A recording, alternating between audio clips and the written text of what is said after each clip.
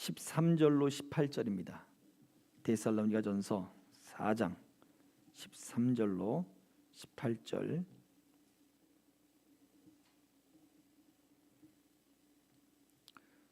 이제 봉독하겠습니다. 형제들아, 자는 자들에 관하여는 너희가 알지 못함을 우리가 원하지 아니하노니 이는 소망 없는 다른 이와 같이 슬퍼하지 않게 하려 함이라. 우리가 예수께서 죽으셨다가 다시 살아나심을 믿을진대 이와 같이 예수 안에서 자는 자들도 하나님이 그와 함께 데리고 오시리라. 우리가 주의 말씀으로 너희에게 이것을 말하노니 주께서 강림하실 때까지 우리 살아남아 있는 자도 자는 자보다 결코 앞서지 못하리라. 주께서 호령과 천사장의 소리와 하나님의 나팔 소리로 친히 하늘로부터 강림하시리니 그리스도 안에서 죽은 자들이 먼저 일어나고 그 후에 우리 살아남은 자들도 그들과 함께 구름 속으로 끌어올려 공중에서 주를 영접하게 하시리니 그리하여 우리가 항상 주와 함께 있으리라. 그러므로 이러한 말로 서로 위로하라. 아멘. 말씀 하나 더 찾아봅니다. 빌립보서 1장 20절로 24절입니다. 빌립보서 1장 20절로 24절. 봉독합니다. 나의 간절한 기대와 소망을 따라 아무 일에든지 부끄러워하지 아니하고 지금도 전과 같이 온전히 담대하여 살든지 죽든지 내 몸에서 그리스도가 존귀하게 되게 하려 하나니 이는 내게 사는 것이 그리스도니 죽는 것도 유익함이라. 그러나 만일 육신으로 사는 이것이 내 일의 열매일진데 무엇을 택해야 할는지 나는 알지 못하노라. 내가 그 둘 사이에 끼었으니 차라리 세상을 떠나서 그리스도와 함께 있는 것이 훨씬 더 좋은 일이라. 그렇게 하고 싶으나 내가 육신으로 있는 것이 너희를 위하여 더 유익하리라. 아멘.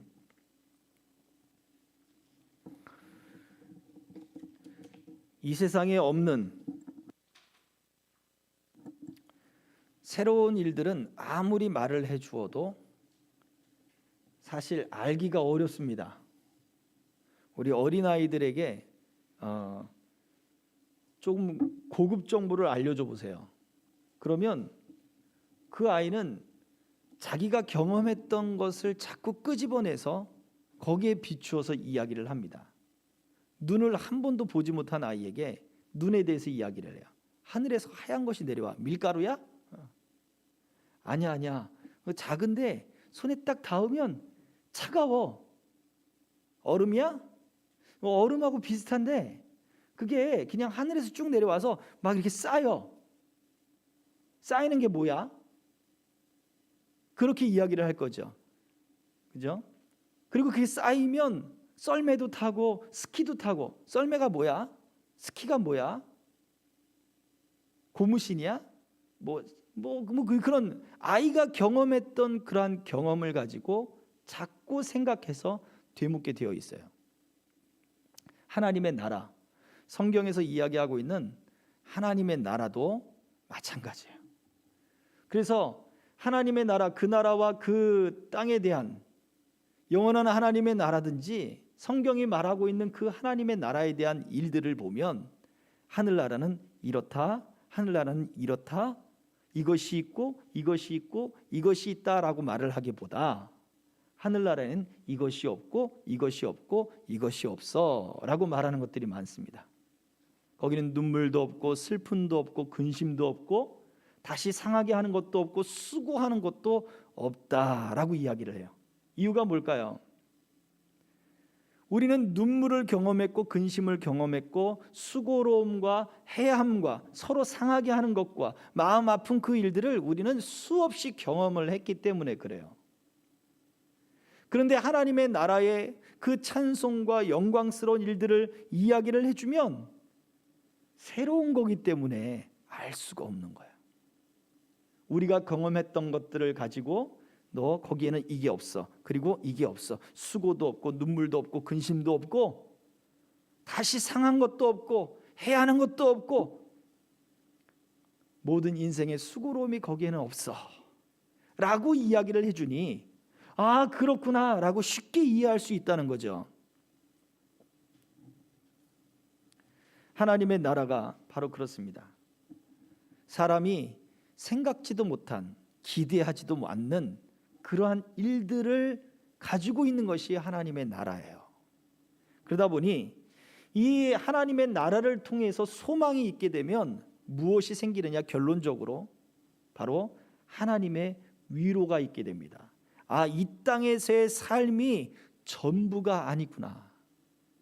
내게는 저 하나님의 나라, 지금 눈물 가운데 있던 사람이 내 눈물이 멈출 날이 오는구나.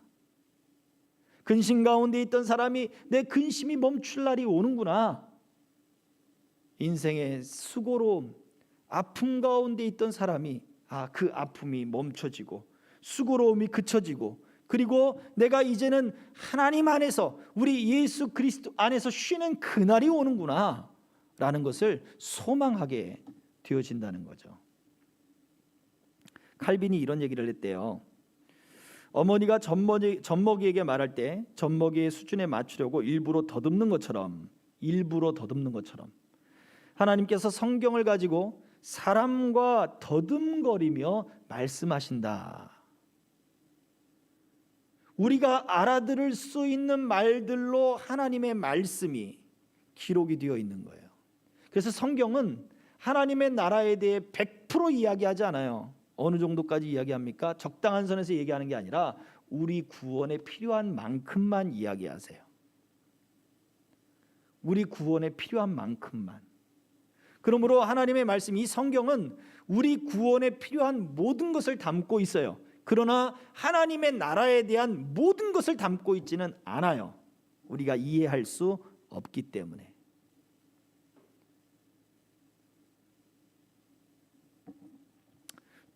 사후 세계를 경험한 사람들의 이야기가 종종 책으로 나오기도 하고 막 그러죠. 그런데 그게 경험한 문화마다 다 틀려요. 동양 문화에서 사후 세계를 경험한 사람, 서양 문화에서 사후 세계를 경험한 사람, 그 사람들마다 서로 하는 이야기가 달라요. 왜? 자기 경험 속에서 나오는 이야기들이 등장하기 때문에 그렇습니다. 그리고 또 그들의 책을 또 보면 어쨌든 다 달라요. 그렇기 때문에 이게 분명하게 맞지를 않아요. 결국 자기들의 경험 위주의 이야기들이에요.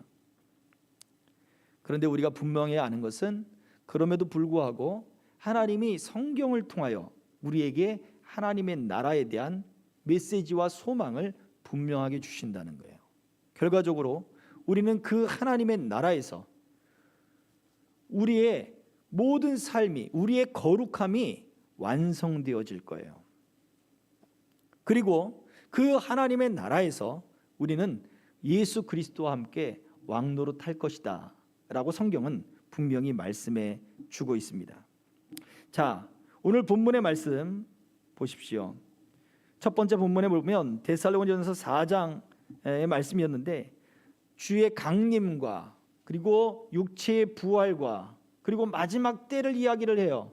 그런데 그 다음에 뭐라고 얘기한 거예요? 18절에 그러므로 이러한 말로 서로 위로하라 라고 말씀을 하고 있어요. 그러므로 이러한 말로 서로 위로하라. 주의 강림하심, 육체의 부활, 그 영원한 하나님의 나라, 이 말씀을 하고 난 다음에 우리에게 주는 말은 바로 서로 위로하라 라는 거예요. 고린도전서 2장 9절은 기록했습니다. 기록된 바 하나님이 자기를 사랑하는 자들을 위하여 예비하신 모든 것은 눈으로 보지 못하고 귀로 듣지 못하고 사람의 마음으로 생각하지도 못하였다 함과 같으니라.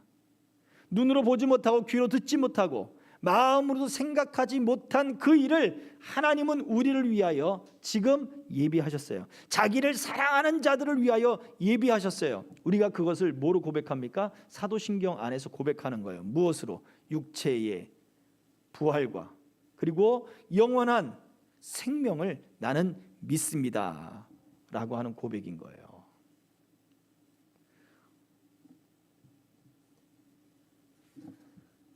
데살로니가전서 4장 1절은 이렇게 이야기를 해요.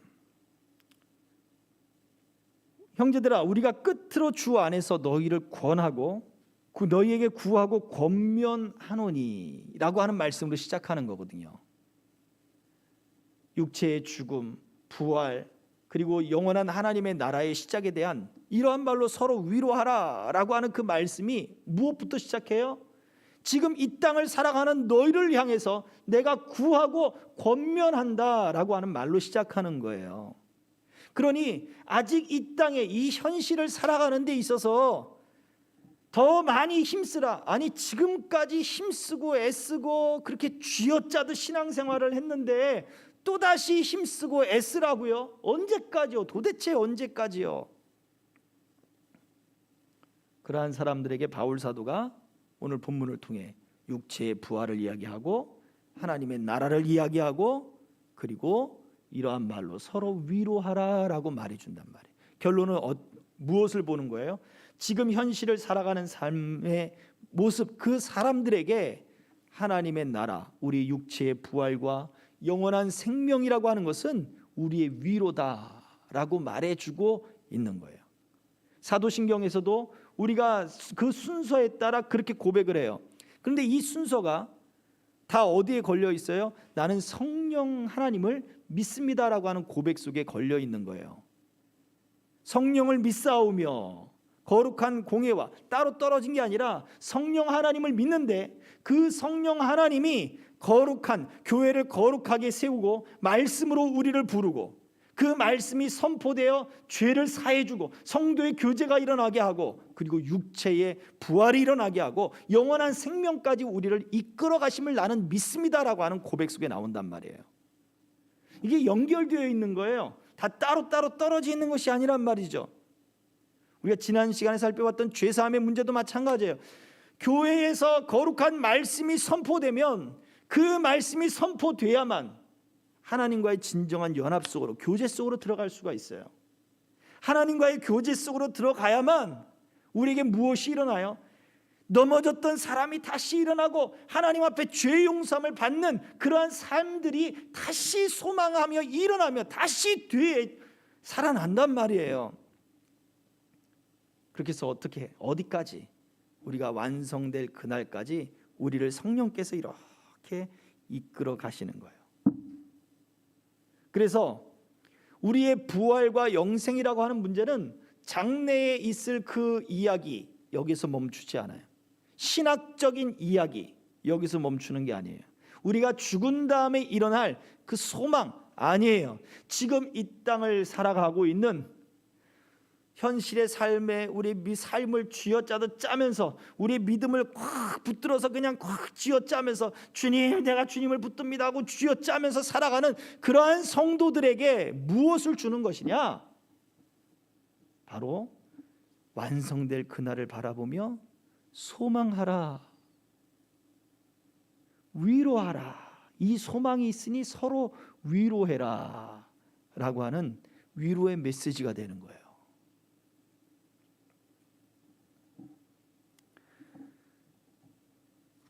자, 생각해 보세요.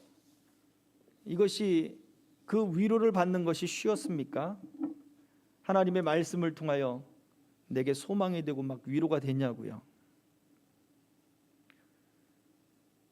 영원한 그 나라에서 우리가 세세토록 왕노릇하리로다 하는 그 말씀들이 계시록 22장 5절의 말씀인데요. 그 말씀들이 우리 안에 소망이 됐냐고요. 지금도 우리는 우리의 신앙을 그렇게 쥐어짜듯 짜고 있지 않습니까? 자녀들 문제 때문에, 자신의 문제 때문에, 직장과 생업의 문제 때문에, 또는 신앙적 갈등 때문에, 부부관계 때문에, 인생의 짐들 때문에, 질병 때문에, 또는 누군가 나를 해하고자 하는 그러한 해함을 받는 것 때문에 학생들은 어떻습니까? 왕따와 괴롭힘, 집단 따돌림, 직장 내의 따돌림, 그런 사회적 이슈들, 요즘 폭력 많이 일어나고 있잖아요. 폭력 이슈가 많이 일어나고 있어요. 이슈가. 그러한 일들이 우리 삶 속에 그러한 일들을 만나는 사람이 과연 이 말씀이 위로가 될 것인가? 왜 위로가 되지 않느냐? 하나님의 언약 속에서 자신을 발견하지 못하기 때문에 그래요. 하나님 말씀 안에서 자신을 발견해야 된다고요. 우리는 여기에 무엇만 한 것입니까? 기계적으로 사도신경만 암송을 한 거죠. 기계적으로 암송한 거예요. 주문을 외우듯 그렇게 외운 거예요. 기도를 못하던 제자들에게 예수님이 우리에게도 기도를 가르쳐 주십시오. 예수님이 기도를 가르쳐 주셨어요. 근데 그 기도의 내용과 그 믿음, 그 마음들을 이해하면서 그 기도를 드린다면 정말 바른 기도요, 하나님이 기뻐하시는 기도가 될 거예요. 그러나 그냥 기계적으로 암송하며 하루에 주기도문 1000번을 외워라, 1000번, 10,000번을 외워라, 20,000번을 외워라. 다른 종교와 다를 게 뭐가 있어요? 그러면 우리가 흔히 얘기하는 불교에서도 연부를 외우고요, 일본 불교인 남녀호랑개교에서도 그것만 주구장창 외우잖아요. 20,000번, 30,000번, 50,000번. 그럼 복을 받는다.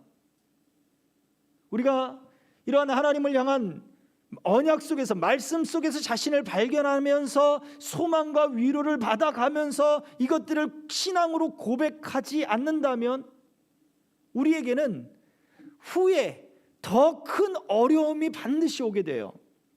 내가 잘못 믿었구나. 교회 다녀도 소용없네.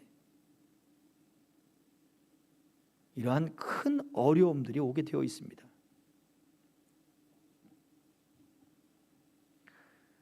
말씀드린 대로 우리는 하나님의 나라에서 우리의 거룩함과 예수 그리스도를 담는 그 거룩한 삶이 완성되어질 것입니다. 그런데 누가 거기에 참여하게 되느냐? 누가 참여하게 되느냐? 바로 하나님의 말씀 안에서, 그 약속 안에서, 그 약속을 믿고 그 안에서 자기를 발견해 나가는 그 일에 참여한 사람이 마지막 완성 때에도 참여하게 될 거예요. 참여한다는 말을 한번 잘 새겨보시기 바랍니다. 마지막 순간에 내가 주님을 믿습니다, 회개하면 되지, 그 순간을 놓칠 수가 있어요. 그 순간을 놓칠 수가 있어요.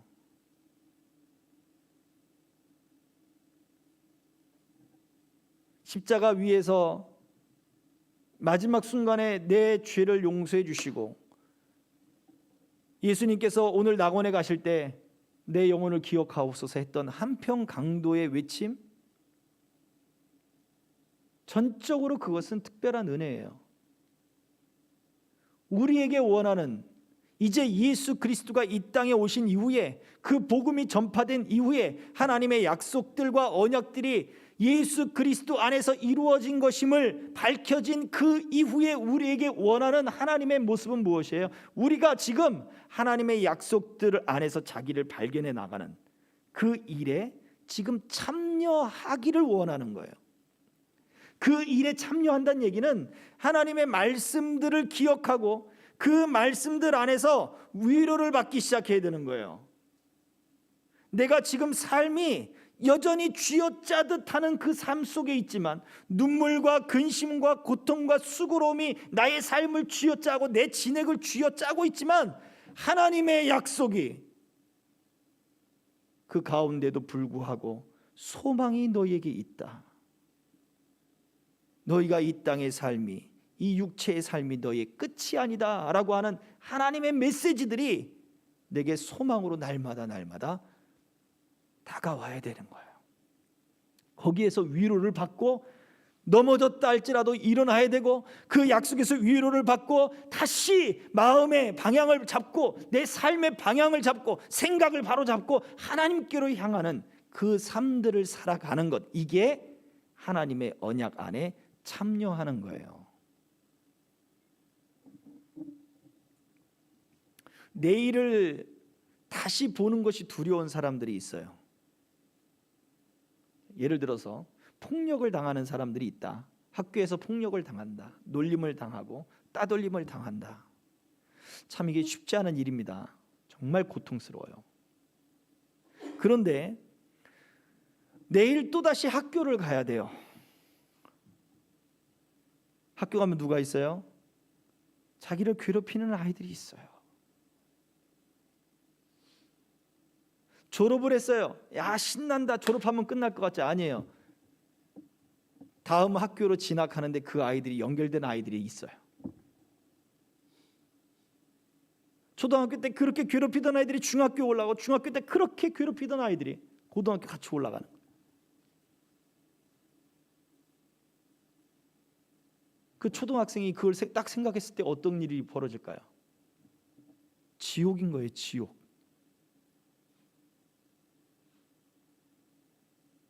현실에 자기가 매여 있는 그 삶을 생각하면 이게 지옥인 거예요. 그때 우리가 해야 할 일은 바로 그거예요. 하나님의 약속 안에 자기를 발견해 나가야 되는 거예요. 그게 뭐냐?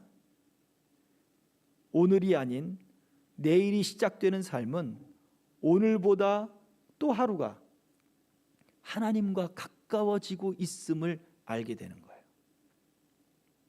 자, 그리스도와 함께함을 얻는다. 바울 사도가 우리가 두 번째 읽었던 본문에서 그렇게 이야기를 했습니다. 빌립보서 1장 21절의 말씀을 한번 띄워줘 보세요. 거기에서는 바울 사도가 유익하다는 말을 했어요.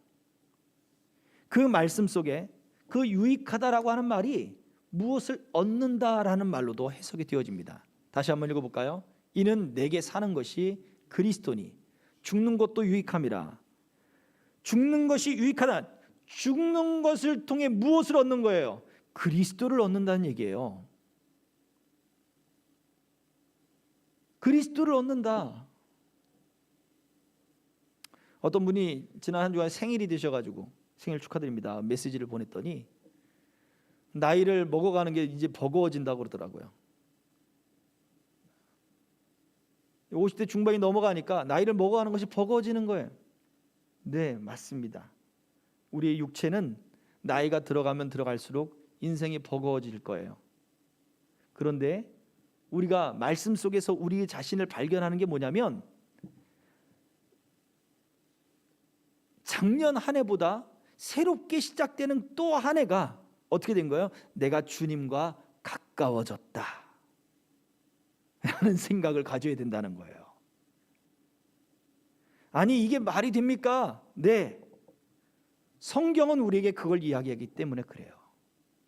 우리가 경험하는 것은 죽기보다 싫을 정도의 그러한 고통들이 여전히 놓여 있다고 하는 거죠. 우리 인생 가운데는. 우리 육체는 그 육체의 싸움, 죄와 싸움뿐만 아니라 인생의 싸움이 우리에게 놓여져 있어요.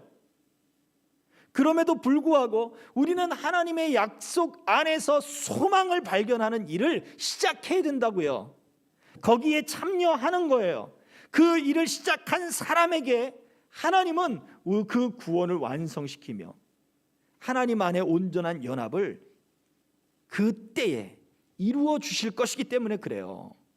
오늘 그 일을 시작하지 않으면 그 일을 완성하는 일에 참여하지도 못하는 거예요. 참여하지 않는 사람이 어떻게 그 완성을 바랄 수 있겠습니까? 하나님의 약속을 바라보고 그 약속을 믿고 그리고 그 약속 안에 위로를 받아 그 위로를 통해서 그 나라에 대한 그 즐거움을 누리며 살아가는 일에 참여해야 마지막 때에 하나님이 그 일을 완성할 때도 그 완성하는 일에 비로소 참여하는 자가 되는 것입니다. 그러므로 우리에게 필요한 것은 뭐냐? 내가 지금 그 하나님의 위로에 참여하고 있는가?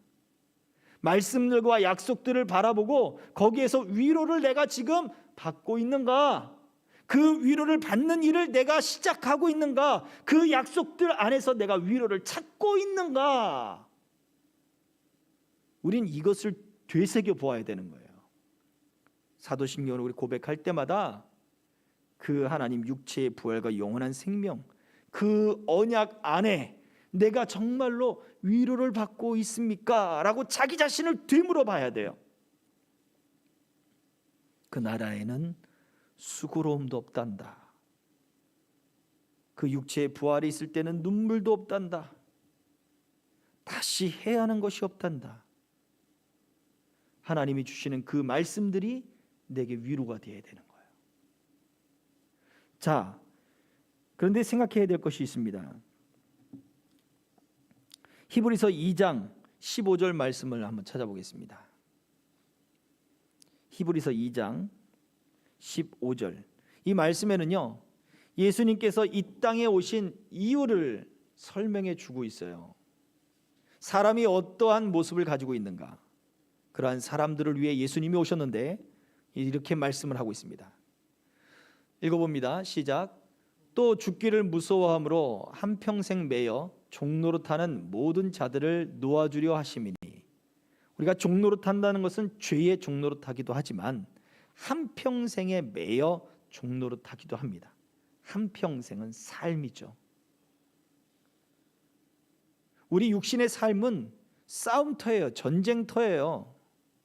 죄와 싸우기도 하고, 우리 눈물과 싸우기도 하고, 우리 수고로움과 싸우기도 하고, 사람과의 관계 속에서 부딪히는 많은 일들과 우리가 싸웁니다. 병들과 싸우고, 인생이라고 하는 그 인생과 싸우게 되어 있어요. 전쟁터예요. 전쟁터. 그런데 거기에서 주님 뭐라고 말씀해요? 우리 주님이 오신 것은 그 매여 있는 것에서 놓아주려는 것이다. 사람이 자기의 평생, 자기의 삶만 붙들고 생각하면 거기에 매여버리는 거예요.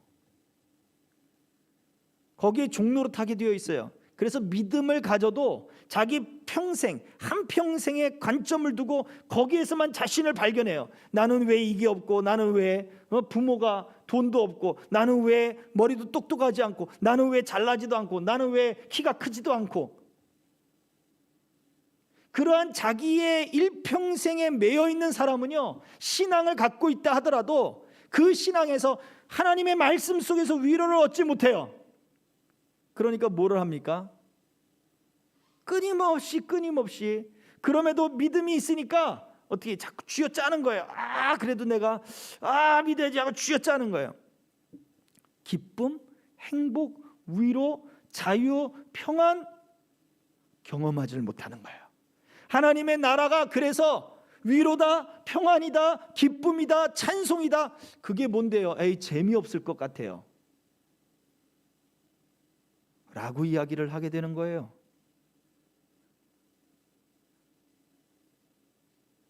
여전히 교회 안에 있지만, 여전히 우리가 믿음을 가지고 있지만, 우리가 한평생에 매여 있는 사람들이 얼마나 많습니까?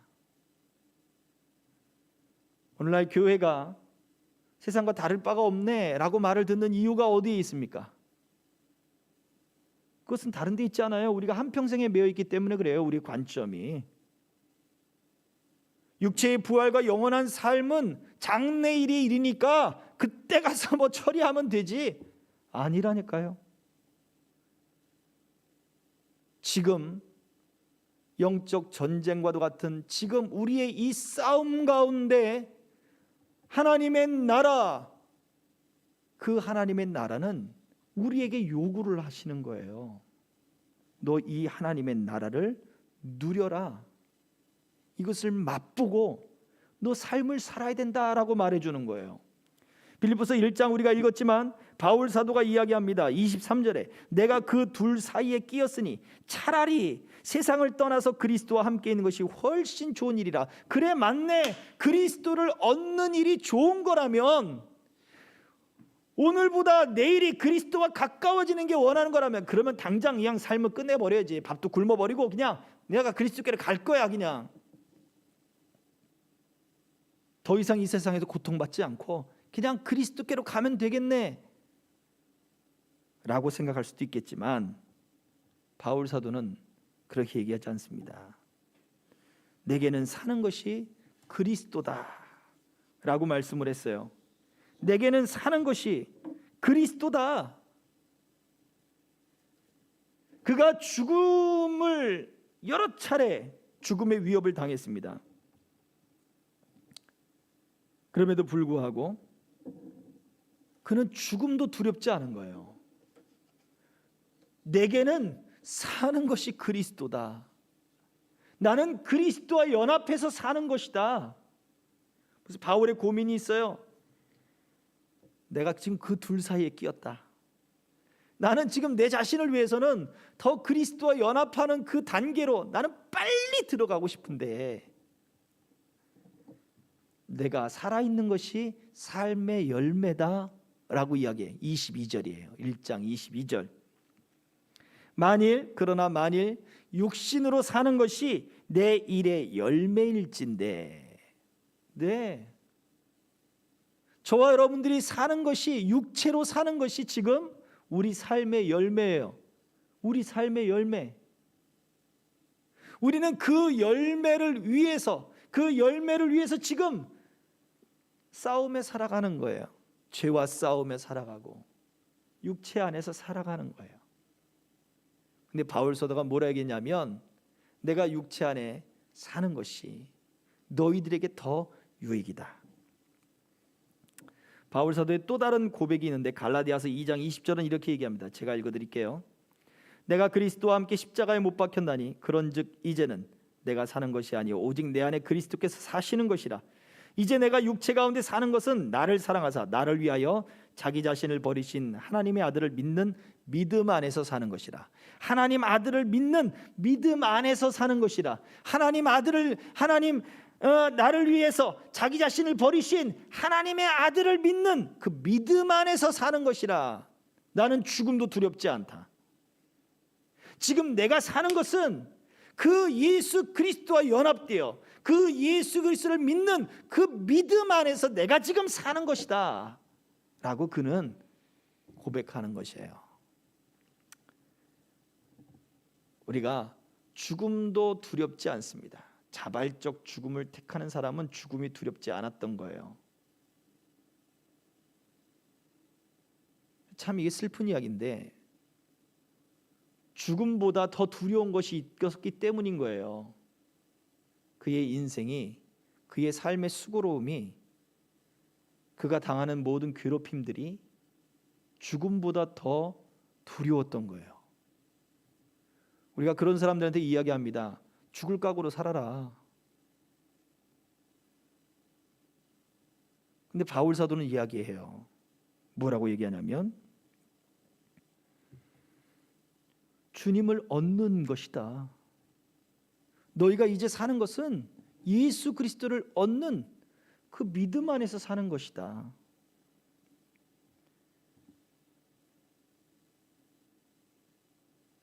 우리가 주님과 더 가까운, 우리 주님 안에서 완전히 거룩해지는 그때가 올 것인데, 그때를 소망하며 살아라 라고 말해줘요. 그때를 소망하며 살아라. 말씀을 마치도록 하겠습니다. 첫 번째 우리가 기억해야 될 것은 그거예요. 우리의 죽음과 부활과 영원한 생명을 우리가 고백할 때 우리가 기억해야 할 것은, 내가 지금 그 주님의 그 위로하심, 그 영원한 생명에 내가 지금 참여하고 있느냐, 이걸 생각해야 되는 거예요. 이 이야기는 하나님의 언약 안에서 자기를 발견해 나는 거예요. 지금 우리는 눈물과 그리고 고통과 수고로움이 우리 삶을 붙들고 있는 경우들이 지금 너무나 많습니다. 우리 교회 안에도, 성도들 안에도 그러한 일들이 정말 많아요. 주변을 돌아봐도 그러한 일을 겪고 있는 사람들이 정말 많습니다. 이것이 우리의 일평생의 우리의 삶의 열매예요. 그러나 그 가운데 우리에게는 영원한 소망, 영원한 부활, 영원한 생명, 그것이 장래일에 이루어질 것이 아니라 그때의 소망이 있으니 그것을 가지고 지금 우리가 살아가는 삶에서 소망을 찾아가야 돼요. 위로를 찾아가야 돼요. 지금 내가 그 일을 하고 있다면 여러분은 지금 하나님의 그 소망 안에, 하나님의 그 위로 안에 참여하고 있는 거예요. 이게 중요하고, 두 번째, 어제보다 오늘 우리는 무엇과 가까워지기 시작한 거예요? 예수 그리스도와 더 가까워진 거예요. 그러니 오늘 겪었던 일들을 내일 또다시 겪는다고 할지라도, 그것이 우리의 트라우마라고 할지라도 우리는 그 안에서 뭘 발견해야 됩니까? 예수 그리스도와 내가 더 가까워지고 있음을 발견해야 합니다. 우리는 주님 안에서 쉬게 될 거예요. 부자와 거지 나사로에 대한 예수님이 그 일화들을 이야기하신 적이 있어요. 그때에도 그 육체를 통하여, 그 죽음을 통하여 육체가 분리될 때 일순간에 어떻게 돼요? 나사로는 주님 품 안에 안겨 쉬게 되는 거예요. 우리도 마찬가지입니다. 우리 성도의 영혼은 주님 품 안에 안기게 되어 있어요. 그 주님 안에서 왕노릇할 거예요. 바울 사도는 그 주님 안에서 왕노릇하는 그것을 소망으로 삼아서 그리스도를 얻는 것이 우리에게 유익하다. 죽음도 성도들에게는 유익한 것이다. 그 마음을 가지고 지금 오늘의 삶을 살아가라. 이제 네가 사는 것은 그리스도다 라고 고백해주고 있습니다. 삶을 포기하지 마십시오. 그건 우리가 인생에 일평생에 지금 매여 있다는 거예요. 좌절하지 마세요. 그것은 우리가 지금 내 일평생에 지금 매여 있다는 거예요. 내가 거기에 종노릇하고 있는 거예요.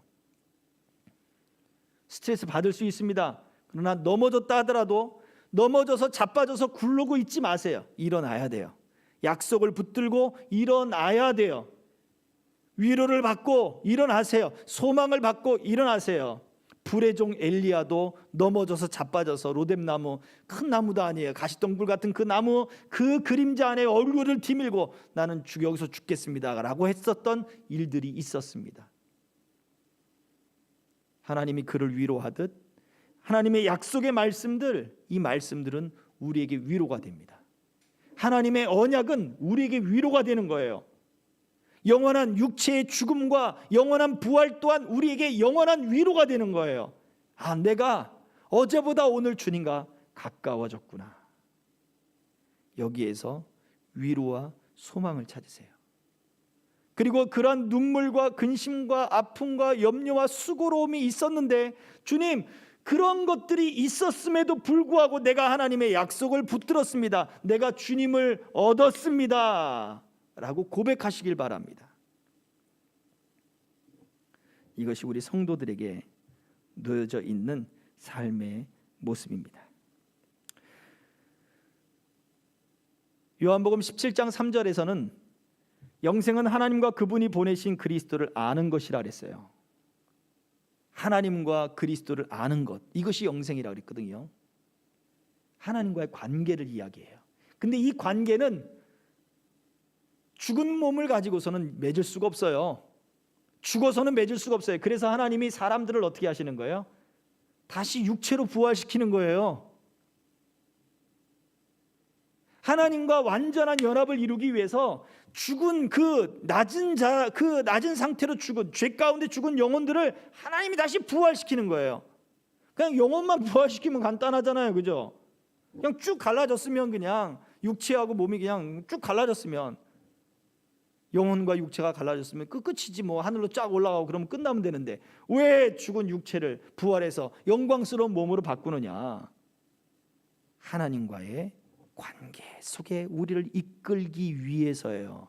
자, 그 이야기는 지금 우리가 살아서 뭐를 해야 된다? 영생을 맛보며 살아야 된다는 거예요. 그 영생을 맛보며 산다는 이야기는 결국 하나님과 연합 속으로 들어가는 거예요. 그래서 하나님과 연합 속으로 들어간다는 이야기는 결국 그리스도를 얻는다는 오늘 말씀 속에 의미가 되어지고요. 그리고 날마다 우리에게 이 소망을 통하여 하나님의 약속 안에서 위로를 얻는 것, 그 위로를 발견하는 것, 이 삶을 살아간다는 이야기예요. 그래야 하나님과의 연합도 더 깊어지고 더 풍성해지는 것입니다. 우리 아이들도 이제 곧 개학을 앞두고 있어요. 공부를 다시 시작을 해야 되고. 네. 오늘 이제 주일이 마치고 나면 여러분 또 직장 생활을 해야 되고 사업을 해야 되고 집에 돌아가면 또 가정을 돌봐야 되고 밥을 해야 되고 자녀들을 돌봐야 되고 여전히 수고로움이 우리 앞에 놓여질 수 있습니다. 오늘 하나님의 말씀들이 사변적인 이야기, 철학적인 이야기, 신학적인 이야기로 받지 마세요. 여러분 삶에 위로를 받으셔야 돼요. 하나님의 언약인 것을 기억하고 그 언약 안에서 자기를 발견하십시오. 위로를 얻으십시오. 예수 그리스도를 얻으십시오. 하나님과의 깊은 관계 속에 들어가십시오. 그것이 우리가 이 땅에서 영생을 누리는 것입니다. 그것이 하나님이 우리에게 요구하시는 우리 삶의 열매입니다. 이것이 그리스도인의 삶이에요. 바라기는 우리가 쥐어짜듯 그렇게 신앙생활하지 말고 이런 영생의 기쁨과 위로와 이런 즐거움들을, 이 말씀이 있는 충만한 기쁨과 영원한 즐거움, 네, 이것들을 우리가 누리며 살아갈 수 있기를 주의 이름으로 축복합니다. 기도하겠습니다. 이 시간에 말씀, 우리에게 눈물과 수고로움과 희생과 해함을 당함과 가지가지 하나님 인생의 그런 영적 전쟁들이 우리 가운데 있음을 봅니다. 우리가 세상에 매이고 우리의 평생이라고 하는 일평생이라고 하는 우리 삶에 매일 때 그 속에서 우리는 아버지 쥐어짜듯 그렇게 고통 가운데 하나님 진액을 짜듯 그렇게 아버지 힘들고 어려운 일들만 우리들에게 있다고 우리가 말하게 될 것입니다. 그리고 우리도 지금까지 그렇게 말하며 하나님 버티고 버텨왔다고 이야기하게 될 것입니다. 주님, 이제는 하나님의 약속 안에서 우리를 발견하게 하옵소서. 그곳엔 눈물도 없고 근심도 없고 수고로움도 없고 다시는 해하는 것도 없다라고 말씀하시는 그 말씀들이 우리 안에 소망이 되고 위로가 되어 그날을 바라보며 하루하루 주님 이 삶의 열매들, 이 삶의 시간들을 살아가게 하옵소서. 주님의 그 약속들에 동참하는 자가 되게 하시고 그리스도를 얻는 자가 되게 하여 주시옵소서.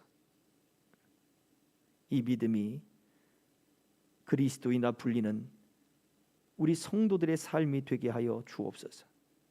약속이 날마다 힘이 되고 능력이 되어 주시옵소서. 예수 그리스도의 이름 받들어 기도하옵나이다. 아멘. 우리 결단 찬양합니다.